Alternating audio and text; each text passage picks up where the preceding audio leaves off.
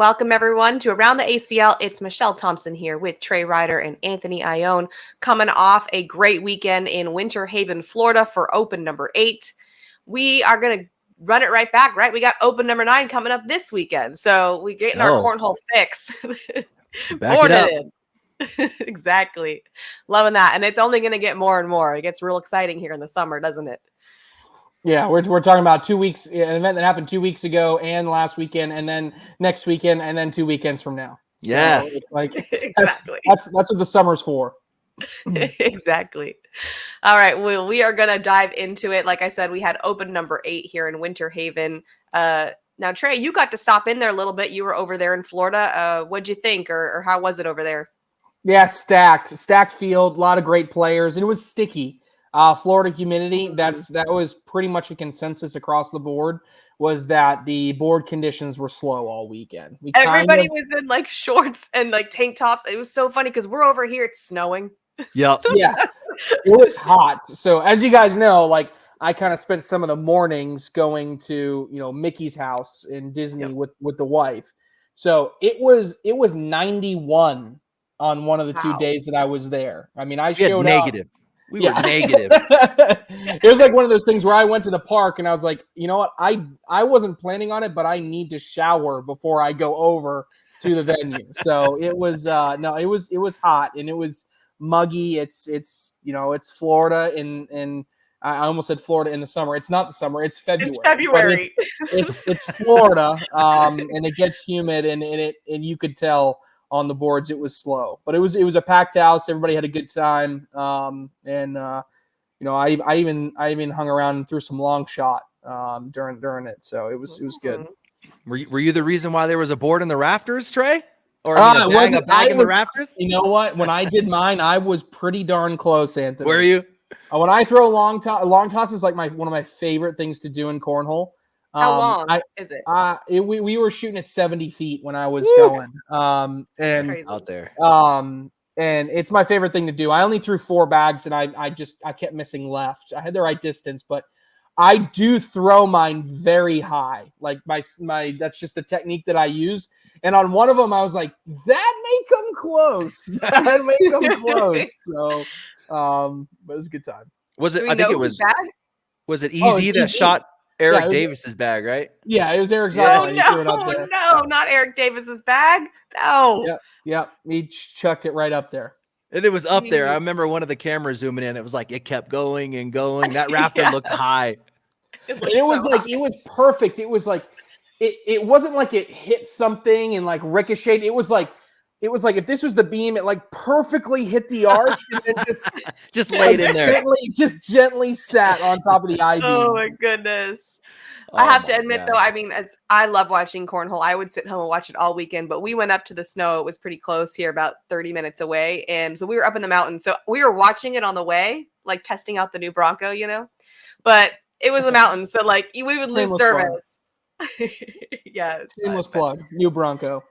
I don't know if you heard, but it's a brand new Bronco. I'm just sorry. Yeah. It rode great over the snow. It was like we weren't even on snow. Things awesome. But nice. I didn't get to watch every match because of that, but that's okay. Sometimes you got to get some time away from technology. So it was nice. But Anthony, you were freezing over there? Yeah. It was cold out here in Colorado. So I think I talked last week about knocking down that wall for my kid. And so I had to put some work into pull the cars out of the garage and had to set up a table saw and some other things. So I was out there cutting some, luckily it was just short. Had to go out there, rip a few rip a few things. And it was like, get back inside because it was cold out there, man. But yeah, it sucked. And then it turned to like 59. It went from minuses to 59 within a day and a half. So that's Colorado for you. Yeah. It goes from cold to hot pretty quick. That's crazy. That's warmer than here. It's like in the 40s. So that's pretty nuts. All right, so let's go through our winners from Winter Haven. We had, for women's, Cheyenne Bubenheim got first. For seniors, Frank Modlin got first. For juniors, Landon Bass got first. Singles, we had Alan Rawls back-to-back. Crazy. We were just talking about whether or not this has happened before. especially it being his home state. If we're seeing anything, or was it just a crazy coincidence with Cody Henderson in second? And for doubles, Gavin Cano and Mark Richards for first, and Trey Birchfield and Alex Rawls for second. Trey, feel free to talk about any of those or whatever you want to dive into. Yeah. No, there's a couple of things that come to mind. I guess I'll start on the doubles side. That was kind of the first thing this weekend is, I was kind of joking and hating on the fact that Mark Richards and Gavin Cano were playing together because it just didn't make any sense to me whatsoever. I was like, bag selection, it's just not going to work. And so the first thing I did when I walked in the building was I went up to Mark and said, "What are you guys throwing?" Very well, much expecting him to say Surefires or something like that, right? Something that gave, Gavin a little bit of something, right? And then Mark would be throwing what his go-to bag was. He's the former singles world champion. He gets to pick whatever he wants to throw. If he wants to throw Ziploc bags full of nails, then that's what he throws, right? Go. But no, he said, "We're going to throw wizards." I said, "Okay." And I kind of just walked away. And then, they just go and do the dang thing, right? I mean, undefeated in rounders, undefeated in bracket play, undefeated. I mean, they won everything. There's no other way to put it. They just won everything. And really, it was just kind of mind-blowing, just how good they really were. And to be honest with you, I just didn't – I almost find myself keep getting surprised and impressed by Mark Richards. Even though he's the singles world champion, even though he's got all those accolades, it's almost like I find myself saying like, okay, it's going to run out, right? It's like he can't keep doing this. But I think he can. That's his 11th title over a year and a month span. It's crazy. And over that 13-month span, he has more titles than the entire careers now of Eric Davis, Ryan Windsor, Brett Guy. Some of these titans of the game that have been around forever, Richards is doing it. And, Anthony kept telling me, pay attention. The roll bag's going to make him better. The roll bag's going to make him better. And I kept telling Anthony that he was crazy and he was, making stuff up. But he was able to. I didn't see him, overuse the roll in any way, which is exactly what I needed to see. However, the thing that was more impressive to me on that dirty style of the game was the consistency in which he was laying blocks and then dealing with blocks, which is something that, last year he wasn't doing as much of. And so his game is almost morphed a little bit into similarly what we see from like Alex Rawls. Alex Rawls is only using that roll bag in very select situations where it makes the most sense. But around the hole is where Alex Rawls has been an elite level player. So I just continue to give credit to evolving his game for Mark Richards because he's becoming a dominant player. And he was an unbelievable performance by Cody Henderson away from possibly winning that entire event in singles as well. So shout out to Mark Richards, Gavin Cano. Gavin was exactly the type of partner he needed. He played the exact game that he needed to play. And Gavin Cano is entering the conversation as one of those elite level doubles players, right? An elite doubles player. Other things that stuck out to me from the weekend, man, was it great to see Cody Henderson back. I saw, some stuff he's posted on social recently over the past couple months. He's been saying he's been getting frustrated because he kind of have just been treating cornhole the same way and hasn't had the time to put in the work. But over the past month, he's saying, look, I'm putting in the work now. And it shows. It showed. He was elite. And look, it wasn't about, blocking and rolling and pushing and everything, but he played as a balanced game, right? I wouldn't say, a dirty style. I wouldn't say a bag runner style. He just played balanced. He was able to block the hole in certain situations, get around bags, push through bags, go around bags. The cut bag was working. So he was just played a really balanced game and he was playing at an elite level. So shout out to him. Kyle Malone stayed hot, which was cool to see. Ben Brown, I know Anthony's going to talk about Ben Brown, so I won't say anything about Ben Brown, but that was kind of a weird bracket winner, and shout out to him, a former National College Cornhole player. It was great to see him, but in the end, the guy who has only won one other title at an Open in Winter Haven wins Open singles in Winter Haven. And, in the finals, like I hadn't seen, admittedly, I didn't see Alan Rawls throw a bag all weekend until really that finals. There may have been one other game which he was on the live feed or something like that, and I just happened to miss it. But he kind of played off the live feed. And then I'm watching the score zone, and he's 20-20 with Ben Brown. And I'm like, whoever he plays next game is just going to roll through him, right? And then he plays Alex Hicks, and he doesn't roll through him, and he beats Alex Hicks. I'm like, okay. Well, Cody Henderson just found a way to outlast Mark Richards 21-20. They both threw lights out. Yeah. He's going to come up short. And then Alan Rawls in the finals was nasty. Gone. I mean, absolutely nasty. I mean, I don't know exactly how it ended out. I don't know if that last game, he in the last couple of rounds, he dropped below an 11, but he was absolutely above an 11 PPR in that finals game. So, he was just relentless. He wouldn't miss. Nothing Cody could do. Shout out to Cody for being able to keep his composure, because it was just like Alan didn't miss. So I don't know what it is about Winter Haven. But that's the place that Alan Rawls is hoping every single event is going to be played for the next. He's like, 3 can years. we just do them all there? Yeah, he's like, can we play the World Championships in Winter Haven, please? Yeah. Because that would be a lot better. So, those are the ones to look out for. Maybe a small shout out, Cheyenne Bubenheim. Really strong performance in women. She was throwing the all slide 2.0s. I don't know if that's a permanent fix or just because the boards were so sticky. You don't want to throw carpet in that level environment, but overall, a pretty solid weekend. Which even speaks more to Mark Richards, right? If those sticky boards, he's throwing a carpet bag. That's kind of crazy. And I'm pretty sure, as far as I know, he hasn't quit his job. So he's a full-time employee too, which I know a lot of pros complain about. I wish I could do this full-time. I'd be so much better. It's like, well, Mark Richards, as far as I know, is making it work. I don't know how. Yeah. Pretty magical. He's an exception. Right, yeah, he might be an exception there. What were your thoughts? You ended with Cheyenne. I guess I'll start with women's just to kind of feed off of that. So a lot of women in the field. I don't know what our numbers are in the past, but I think there were 60 to 70 women in the field. I thought that was pretty awesome numbers. Yeah. But you said it, Cheyenne was just lights out. But I mean, we got to give Sarah Sarah Cassidy some credit here. If we look at just the numbers, Cheyenne a 10-3-7 over 90 rounds.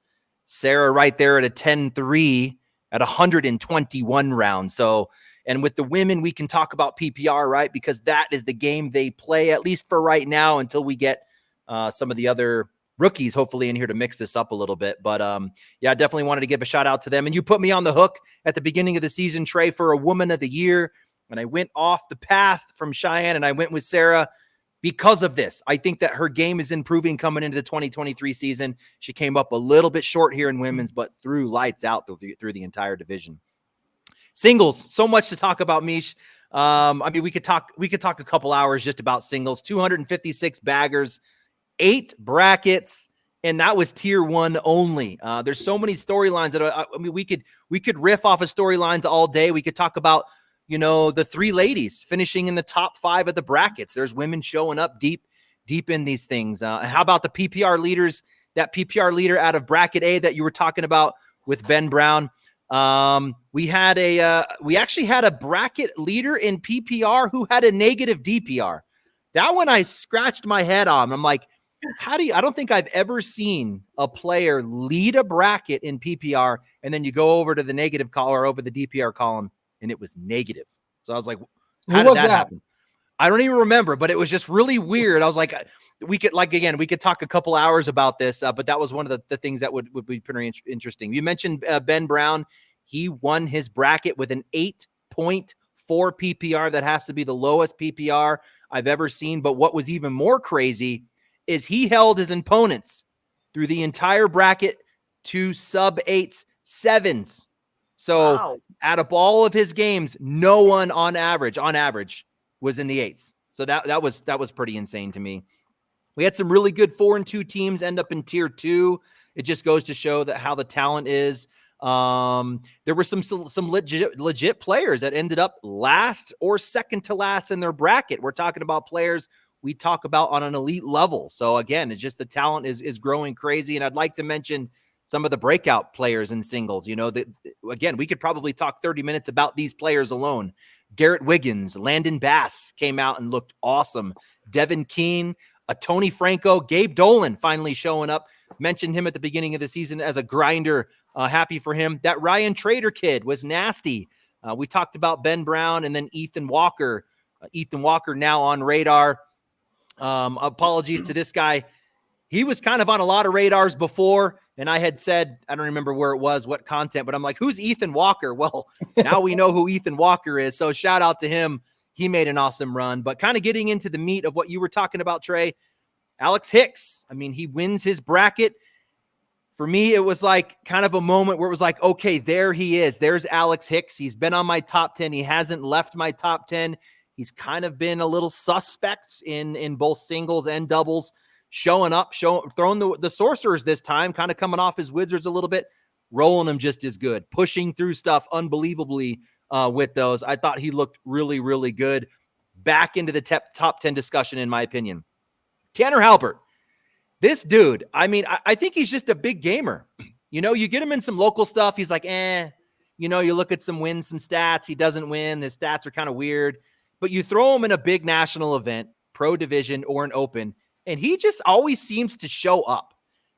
So I wouldn't judge him so much on what's going on in his local stuff, because when he gets on the big show, he always seems to do it.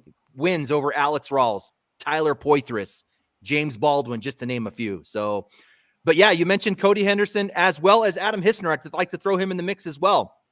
Last week I said, where are you guys at? Well, there they are. You know, Adam Hissner looked amazing to me. We don't talk enough about his cut bag. He has to have one of the best cut bags in the league, and he does. Let me just grab a bag real quick. So for those that don't know, and I'll play a right-hander for a second. So we know if you're going to cut a bag, you're going to tilt it low to your throwing hand. What Adam Hissner does so well, and we don't talk about, if you want to cut more drastically, you add a little front tilt to that. If you can add a little front tilt to your throwing hand side cut tilt, you get drastic cuts. And that is what Adam Hissner does. He throws a front-loaded tilting hand, and he can almost curl around stuff. And that was a really big bag for him in his deep run. His airmail was unbelievable. And then I think you described Cody Henderson perfectly.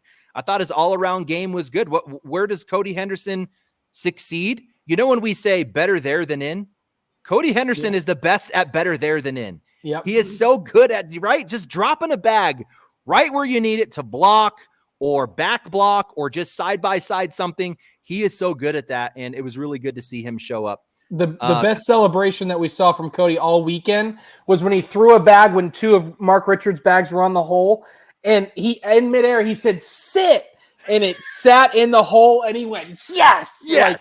Like the bag didn't go in, and he's going bananas over it, and that doesn't encapsulate Cody Henderson. Perfect. I don't know what does. Exactly. Kyle Malone again. I know he's a little bit, unhappy. He wanted to go a little deeper. He did kind of fall off a little bit later in the game, just not throwing his good stuff, but still a great run for Kyle Malone. Winning a bracket. It is so hard to win a bracket, much less an entire tournament. So those guys that went out there and won those brackets, you 8 guys that won your bracket, that is a win on the day. It is so hard to do that. Taking it that extra 2 or 3 games to the end is the bonus. So Kyle, don't hang your head down, man. I thought that was a good run. Devin Harbaugh, I thought he was going to win the whole thing. He looked really good coming out hot. Ran into Tony Smith there in the final. Tony Smith gets the better of him. Matt Guy. We're seeing Matt Guy kind of finally go deep again, right? He's kind of 5th, 17th, 2nd, but hey, he made a run here and throwing a different bag. I thought he played that speed really well. There were some times where there were some blocks, and I'm like, yeah, I don't think he blocked there. I think that this is just Florida putting a bag right there for him at level 1. I think he's still going to be, trying to run bags, but and that ultimately that was a reason why he lost against Alex Hicks in that first playoff round. If anybody saw that, what an ending for Alex Hicks. Last round, it's like, I don't know, 2017, maybe 2017. Matt Guy's first bag. I think it was an unintentional block. It just came up short. He was yelling at his bag. Alex Hicks, 2 airmail in a row over the top. Bang, bang, wins it like that. So that's how we got through Matt Guy in that one. Jacob Trzynski looked really, really good to me. Took second in his bracket. He muscled his way all the way to the king seat, never giving up double-digit points. He gets Jackson Gore, Trey Birchfield, and his only losses on the day, Matt Guy twice. So Jacob looked really good to me. And then I think you said everything there is to say about Alan Rawls ultimately winning it. I'm having a hard time processing his game. Normally I can watch someone throw one game or half a game and I can go, okay, this is a style player. This player is, this is where they're going to succeed. This is how they're going to beat people. I can't quite figure out Alan Rawls yet. Right. It's just different. His bag isn't ugly, but it's not beautiful. It kind of has this like weird front load and like weird plane that it spins in, but he's straight to the hole. He can run bags at high PPR. He's not going to roll bags. He's not going to do anything crazy. His airmail's nice and he can get around somehow with that weird tilt. So I got to watch him more and figure out his game, but Alan Rawls just showed up. Yeah. And I don't love his technique either. Like, because he's what I call a wrist thrower. You see some people when they release, instead of naturally rotating their wrist outward, they throw their wrist inward to get that bag to spin. And I generally don't like to, if I'm teaching somebody the game, I don't love a wrist thrower inwards, right? But that's what he does, and it works. You can't figure it out. You don't think you like the technique, but he wins. Like, I mean, sometimes you just have a weird technique that wins, and that's all he did. That's what he did. And it worked. All right, next up, we got news around the league. We had the Mountain North Conference event. Our singles winner was Steven Sanford, and for doubles, we had Michael Wambalt and Eric N. So congrats to all those guys. And Trey, you have a video game update for us? Yes, ACL Pro Cornhole, the video game, will release in March. So this essentially almost this month. This week, going to be an announcement by the ACL going to advertise the exact date. It's going to be mid to late March. That's all I'll get to right now. 32 ACL pros in the video game. There's unlockable characters. You're gonna have to use in-game, currency to earn your way up, earn some XP. The game is hard. If you're looking for something that's going to be a challenge, this isn't going to be something where, and this is what I was hoping for. I played the game a bunch now, where you come in and you're like, okay, it's just going to be easy to throw 13 bags, 15 bags in the hole in a row. It's not. I played a game last week. I just did a pickup game. I played as Sarah Cassidy, and I did not do Sarah Cassidy service on this one.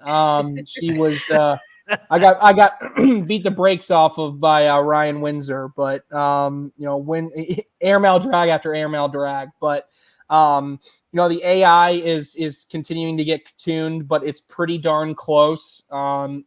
Maybe the AI gets a little bit of aggressive on airmail sometimes, but for the most part, it's really well developed. It looks really cool. Faces are interesting. Some of them look really good. Some of them are a little bit off, but for the most part, the thing that really impressed me was the motions. The delivery of bags at a player's hands is authentic.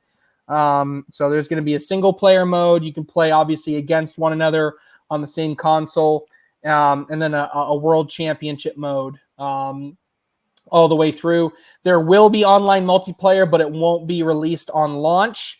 They decided to wait and introduce cross-platform multiplayer, which is a really big deal, which means eventually, I think early summer, we're looking at the ability to play. If you have an Xbox and somebody else has a PlayStation, you can still be able to play against one another, which is something that's really cool. And not every game is doing now, but more and more games are coming out with that cross-platform live head-to-head. So a lot coming.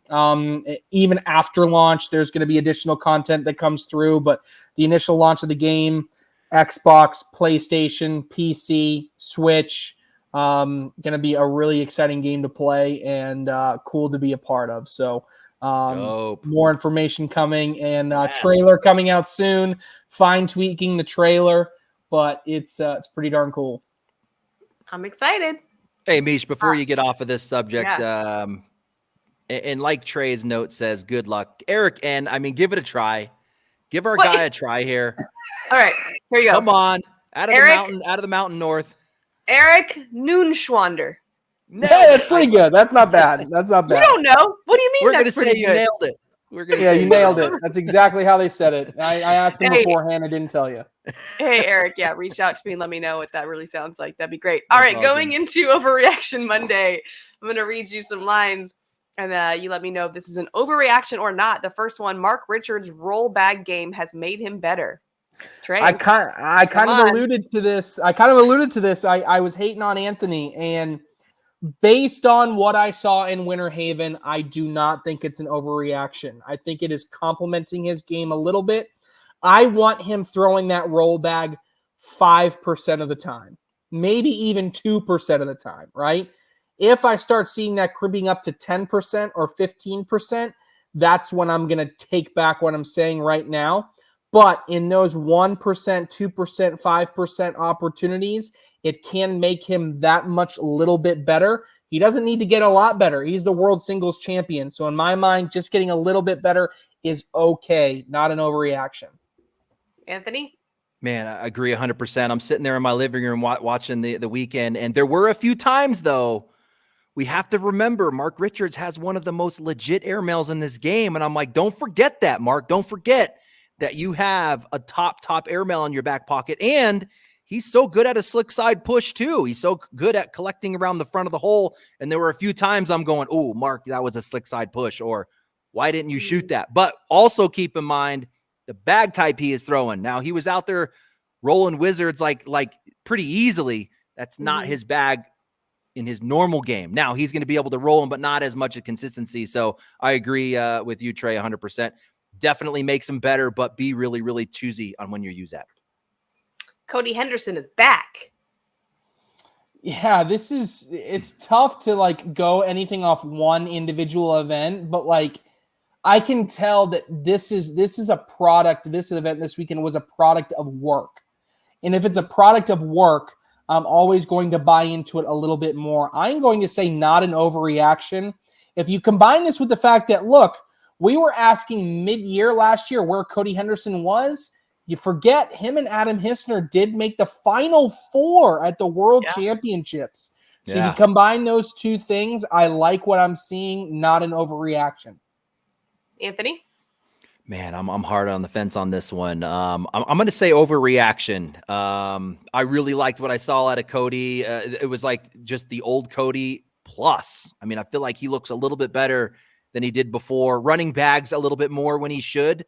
I'm going to say a little bit of an overreaction, but if he did that, he doesn't even need to win his bracket. But if he was like in a bracket final or even third place in his next bracket, I would say he's back. Okay. Ben Brown will be a candidate for Rookie of the Year. I'm going to say this is a little bit of an overreaction.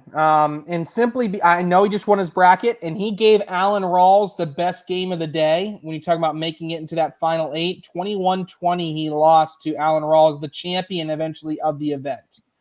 But I need to see an event where he doesn't win a bracket with an 8.5 PPR, right? Mm-hmm. If you're talking about the best of the best in the world, you can still play an extremely dirty game winning a bracket with a 9.5 PPR.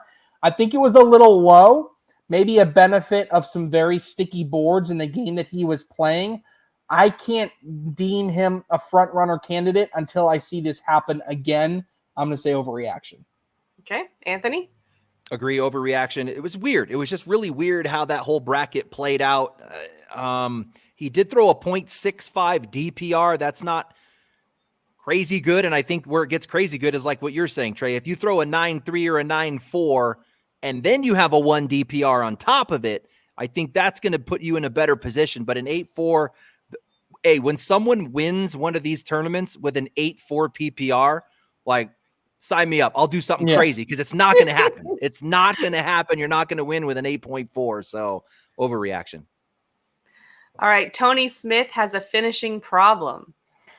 Yeah, we didn't talk a ton about this in the Open, but this is another opportunity where he wins a bracket, makes a Final Four or a Final 8, and just doesn't get across the finish line. And in this case, got beat badly by Mark Richards in that final 8 of singles.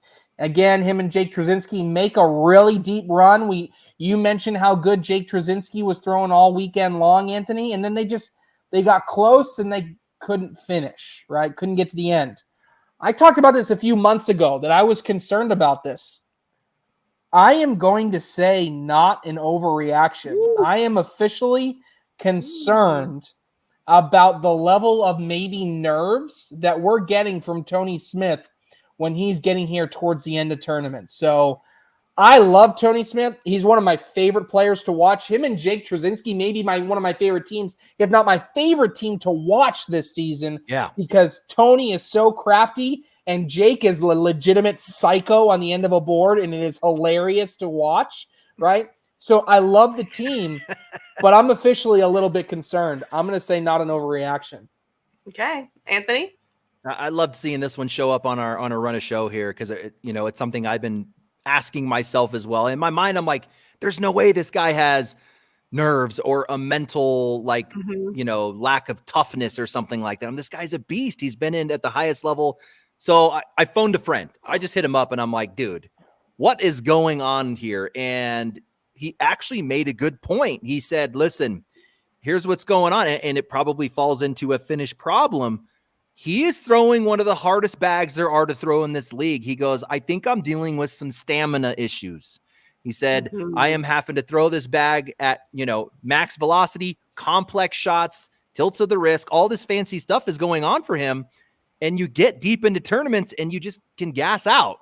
So there's your finish problem. Now I asked him about the future. The good news is he's breaking in his new 2023 bags. And I said, okay, what are you feeling with these things? Because I've thrown those old ones and they're it's just insane, ridiculous. I was like, are you getting more speed out of these 23 bags? Is it less difficult to run through a tournament? And he said, yes. He said, I'm starting to get more and more comfortable with him. He's getting a little bit more bounce out of the slick side that he wants. He's not getting as much movement or cut out of the slick side, but he's figuring out. He seems to believe he's coming with these new 2023s, and it's going to be a little bit easier in the long run with the stamina issue. Yeah, you definitely want to figure that out before the first national. No doubt. It's not going to get any easier. All right, last one. Gavin Conno could finish the year as the best player in Texas. Yeah, this one I'm going to say is an overreaction, but I'm keeping an eye on it. And I think it's likely that we may be answering this question as he may finish the season as the best doubles player. I'm seeing Gavin compete at an exceptional, kind of reminds me of a Derek King or a prior to this year, a Kyle Malone, somebody that you put him on a doubles team and he really excels. He must play well to that doubles dynamic, that idea, that concept of having a teammate on the other end that just makes him a better player. So if it was specific to doubles, I may not fight you on it, but right now, I think you just have a lot of talent out there. Dylan Turpin going to be coming, Eddie Grindersleeve coming this year. You got even Caleb Batson. I think it's tough for me to be able to put that type of stamp on it so far this year. I'll say overreaction. Okay. Anthony?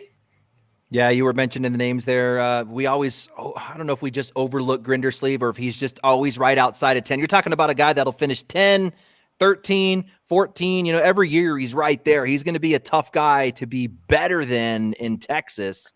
But it does say could finish. I'm going to say it's not an overreaction that he could. You got JBJ in the mix as well, but Cano's throwing really, really good right now. I really like what I'm seeing. So he could finish as the best player in Texas. All right. We have another Open, as I said, coming up this weekend. That's going to be in Louisiana, March 3rd through 5th. It's our Open number 9. Trey, who should we be looking out for? Yeah. So this little list came out. I was looking some through. There's some interesting combinations of players. Couple teams just kind of jump out to me of players that I'm looking for. This past weekend, I had a chance to watch, Ryan Smith, and he was playing with an amateur player and Jamie Fincham. They take down Jamie Graham and Matt. Jamie Graham and Matt Guy. I thought I switched it in my head and I didn't. Jamie Graham and Matt Guy, and that's because they were down 18-14, and Ryan Smith scored a 7 on Matt Guy to win, and that building got crazy in a quick second. But I say all that to say he didn't play with his partner Ryan Wiedenfeld this past weekend. Wiedenfeld was kind of gone, missing. Like we didn't see him playing up to a high level. We're going to get that reunited team in Wiedenfeld and Smith, and coming off of their pro shootout win. So excited to watch them kind of put it all back together and see if they can come in and get a big win. A chance to see Caden Allen again, one of those amateur players that I've kind of had my eye on as a really top candidate as an ACL pro this season. I think he's the top amateur in the country right now. So we're going to get a chance to see Caden Allen come back through. As we look through, Gavin Cano playing with Caleb Batson this coming weekend. So again, I just said that I think Gavin has the potential to be one of those top doubles players in the country. And so I think this is an opportunity to continue to build that out. Kind of a fun team, Ryan Windsor and Jacob Trzynski. I mentioned how fun it is to watch Jacob Trzynski. You were mentioning about the 2023 bags, Anthony, being a little bit wondering if they're going to be tacky. They were throwing Jake Trzynski's bags, and those things would not move. Jake Trzynski's bag, his roll bag, not only was it rolling forward, when it was coming to an end, it was so tacky, it was rolling left. It would just finish left. I mean, his bag had legs and was just walking around bags rather than rolling over bags. It was one of the craziest things I've seen. Alex Hicks and Tony Smith. I think that's an opportunity for a pair of players that this year we're kind of asking ourselves, are they going to win one? Well, now pair them together, a very deadly team, a very talented team. Could they win one together and both help themselves get over that little bit of hesitation or that little bit of slow start to the 2023 season? So in the end, there's a lot of great teams. Maybe the only other one that's worth mentioning on my end would be that in that, Mississippi, Louisiana area, Tubby and Tice Cobb have been running it down there. They have been running and owning that region now for the past couple months. Tubby in particular has been one of the best players in that region. I'm excited to watch him and Tice kind of put it all together and see if they can go on a deep run in one of these opens. So a lot of great talent. Obviously, all eyes will be on Mark Richards. He's playing with Philip Lopez again to see if he can continue this run streak, but a couple names that could come up and bite him. Anthony, what do you think? Hey, you covered some good stuff there. Just kind of looking at, let's compare this to Florida for a second. The field gets a little bit easier. I mean, we're going to have some ballers in the field, but you only have 4 of your top 10, Richards, Rawls, Smith, and Harbaugh. No Matt Guy, no Jamie Graham, Tanner Halbert, Josh Holland, Noah Almanza, no Eric Davis yet in the field. So just wanted to note, it does get a little bit lighter, and that's going to open up some opportunity for some people. But kind of walking down some of these, I really liked how Devin Harbaugh looked in Florida. He didn't get the finish that he wanted, but really surprised me the most out of Devin. And I think that this is going to be something to keep an eye on here at Open number 9. He's doing what I think Mark Richards should be doing. I was actually falling out of my chair on his roll bag. I didn't expect him to throw it, but it was so almost perfect. Like his landing spot, the speed at which it rolled over. I mean, he had that kind of just gradual roll and then it falls over the backside. It's like the perfect speed, because if you come in too hot, you don't end up in those stacked positions where you're blocking airmail. You kind of roll off to the left, like you were talking about, Trey. You get legs and you get roll bags kind of coming off. So his speed control and the fact that he was hitting him almost perfectly and only using him once or twice a game, I was like, oh my gosh, Devin Harbaugh looks nice. So I'm going to be looking out for him in this next Open as well. Philip Lopez, I think that he's due. I mentioned that last week. He for the last Open had a good run. I just feel like he's about to break out into some singles performance. Eddie Grindersleeve again. He's going to be in the field. And this is a guy that kind of is off radar again, but he's a little bit close to home. I think he's playing with some familiar faces. I mean, let's see what he does, but I think he could make a run as well. We got Hamilton in the field. We've got Kano, Hunter Thorne in there again, who continues to kill it in singles. I'm just kind of going down some you didn't mention, maybe some of the Colorado boys. We've got these, we've got these national champs, this Gavin Hammond and Jackson Remick as partnerships in doubles. Hey, it reminds me a lot of Ryan Trader and some of these other young kids. I mean, they play that very similar game and they make deep runs. I wouldn't be surprised if you see these boys make a deep run in doubles or in singles as well. But in doubles, Trey, kind of my favorites, Ryan Smith and Wiedenfield. Like you said, Wiedenfield just had a bad weekend in Florida. We don't even need to talk about it because I can know this kid could come out and completely turn it around. Richards, Lopez, and Rawls Birchfield. To me, those are your favorites. You mentioned the Trzynski Smith. That was a partner swap. I just want to mention that that's pretty interesting. Yeah. You've got Windsor and Hicks in the field. You got Trzynski and Smith in the field. They just swapped partners. So you got Windsor, Trzynski, and Hicks Smith. However that played out, it played out, but I thought that was kind of cool to see that partner swap. But to me, can win it. Jimmy Humans, Kyle Malone. You mentioned Kano and Batson. That's going to be a really fun one to watch. Harbaugh and Thorne. Thorne now going, all right, Wooten's not in the field. I'm going to go with Harbaugh. That's going to be a tough duo. The Cobbs, you mentioned them. Hamilton and Suprenant. If Suprenant brings the game that she can at her ceiling, which we've seen can be really good, they're going to be tough. Morellis and Hissner can win it. Another odd partnership. Now Team Titan. They could come out and win it. And then I think we're done talking about Soto. Did he ghost us again in Florida, Trey? No, I was actually going to mention that. I watched him. So I had a chance to watch him, and through one of the games that I watched him very intently was his second game. I watched the whole one in person, him and Justin Burton Jr. playing against Jacob Trzynski and Tony Smith. Okay. And so Soto played really well the entire game, an elite level player the entire game. And towards the end, I think he got a little bit nervous. And that's kind of when the game got away from him. And that's when Trzynski and Smith won. I went up to him. I said he threw really well.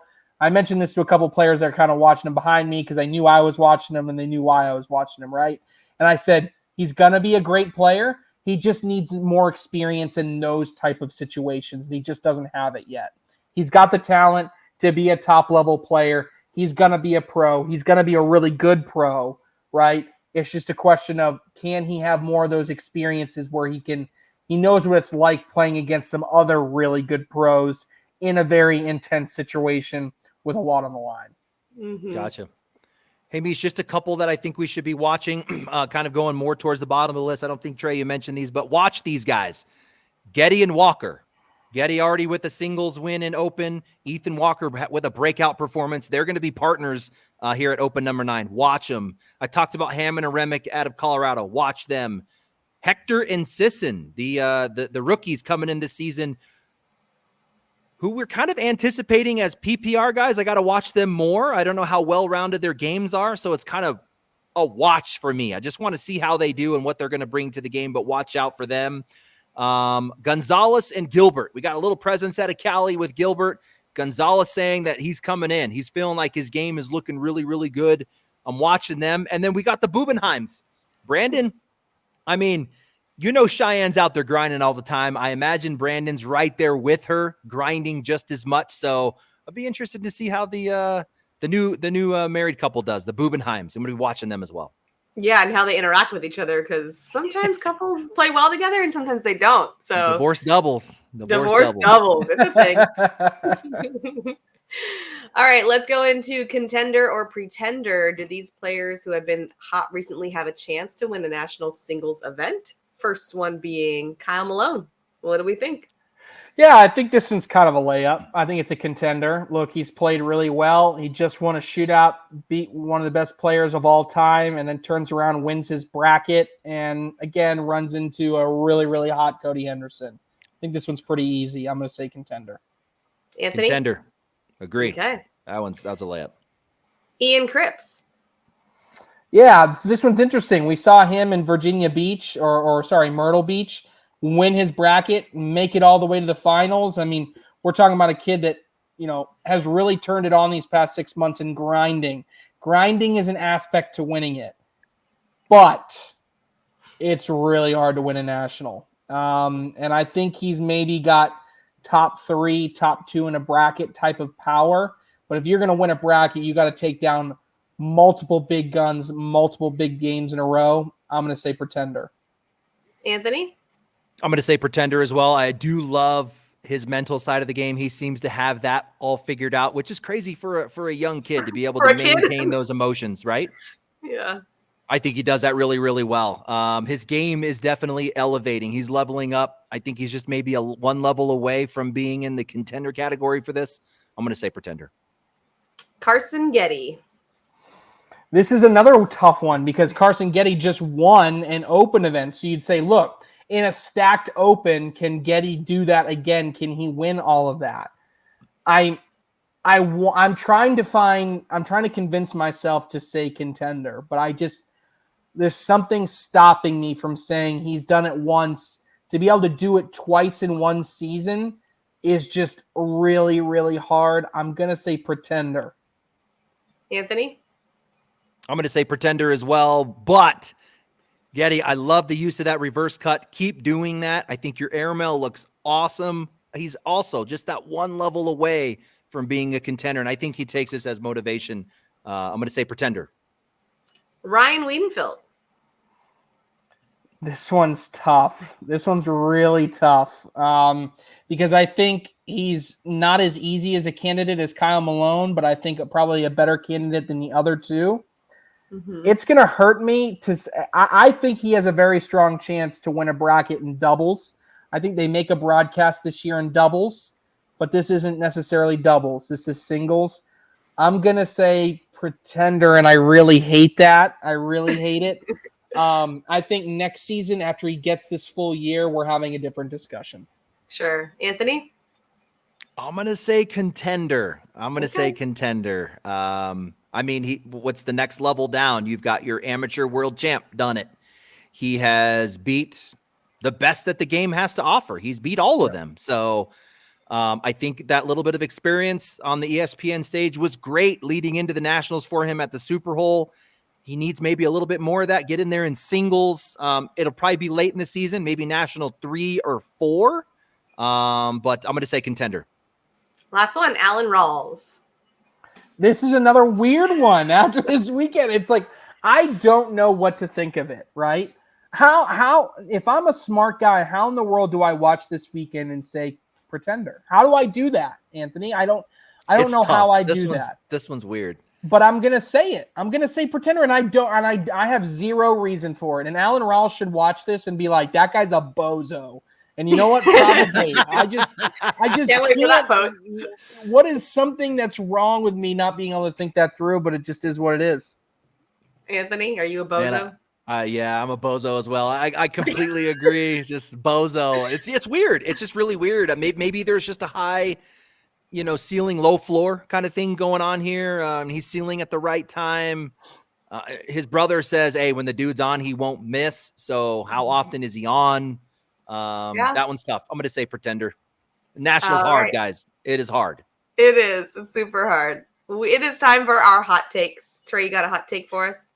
Yep, I'll go this weekend. Someone that I didn't even really preview. Anthony mentioned I was going to try to sling under the radar. A team that's going to make the final. I don't have utmost confidence to win the whole thing, but in the finals, both players hot recently.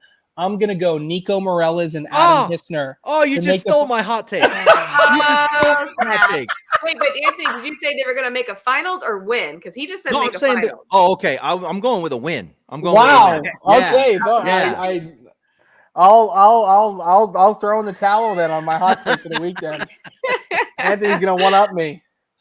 Yeah, and I'm going to go with the Cobbs. I think I would love to see that Cobb win. So there, and that's a hot take for once. Okay, nailed it. That is a hot very take. Hot. They just won a conference though, didn't they? It's hot, Anthony. Let her have it. Just leave me alone. Let's go, Cobb brothers. All right, that's all we got time for. Enjoy the cornhole action this weekend, and we'll see you guys next time.